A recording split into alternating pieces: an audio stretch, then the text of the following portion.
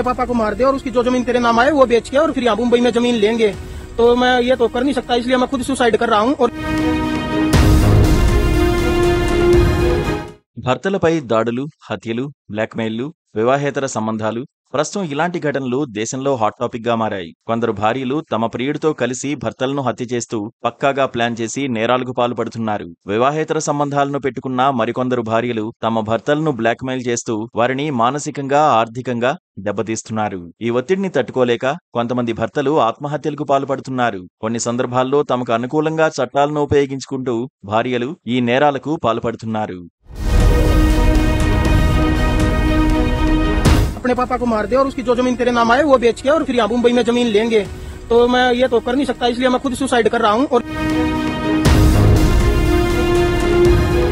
ఇటీవల ఉత్తరప్రదేశ్లో ఒక మహిళ తన ప్రియుడితో కలిసి ఆస్తి కోసం భర్తను హత్య చేసి మృతదేహాన్ని అడవుల్లో పడేసిన ఘటన సంచలనం సృష్టించింది. నిన్న గద్వాల్లో ప్రియుడి కోసం కట్టుకున్న భర్తనే హత్య చేసింది ఓ మహిళ. నేడు ప్రియుడి కోసం మైనర్ బాలిక కన్న తల్లిని కత్తితో కడతేర్చింది. తాజాగా హర్యానాలో ఇలాంటి ఘటనే వెలుగు చూసింది. రోహ్తక్కు చెందిన మగన్ అనే వ్యక్తి తన భార్య దివ్య, ఆమె ప్రియుడు దీపక్ అనే పోలీస్ అధికారి వేధింపులు తాళలేక ఆత్మహత్య చేసుకున్న ఘటన ఇప్పుడు సంచలనంగా మారింది. మగన్ తన ఆత్మహత్యకు ముందు రికార్డ్ చేసిన సెల్ఫీ వీడియోలో తన ఆవేదనను వ్యక్తం చేశాడు. దివ్య తన ప్రియుడు దీపక్ తో సాన్నిహిత్యంగా ఉన్న వీడియోను పంపి తనను మానసికంగా వేధించింది. ఇద్దరూ కలిసి తన తండ్రిని హత్య చేసి ఆస్తిని అమ్మమని ఒత్తిడి చేశారని ఆరోపించాడు.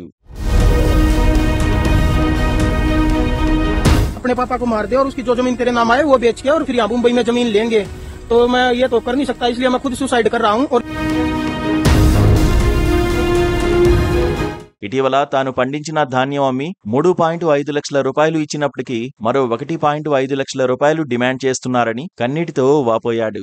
ఇటీవల మగన్ ఒక న్యాయవాదిని సంప్రదించగా మహిళల పట్ల కనికరం ఉంటుంది, ఆమె ఏడిస్తే ఎవరైనా క్షమిస్తారని సమాధానం వచ్చిందని, మగవారి రక్షణ కోసం కూడా చట్టాలు రావాలని వీడియోలో కోరాడు. తన మరణం తర్వాత తన కొడుకు తన తల్లిదండ్రుల వద్ద ఉండాలని కోరుతూ చివరకు చెట్టుకు ఉరివేసుకుని ఆత్మహత్య చేసుకున్నాడు. ప్రస్తుతం ఈ వీడియో వైరల్ అవడంతో భార్యతో పాటు దీపక్ ను కఠినంగా శిక్షించాలని నెటిజన్లు డిమాండ్ చేస్తున్నారు. अपने पापा को मार दे और उसकी जो जमीन तेरे नाम आए वो बेच के और फिर यहाँ मुंबई में जमीन लेंगे, तो मैं ये तो कर नहीं सकता, इसलिए मैं खुद सुसाइड कर रहा हूँ। और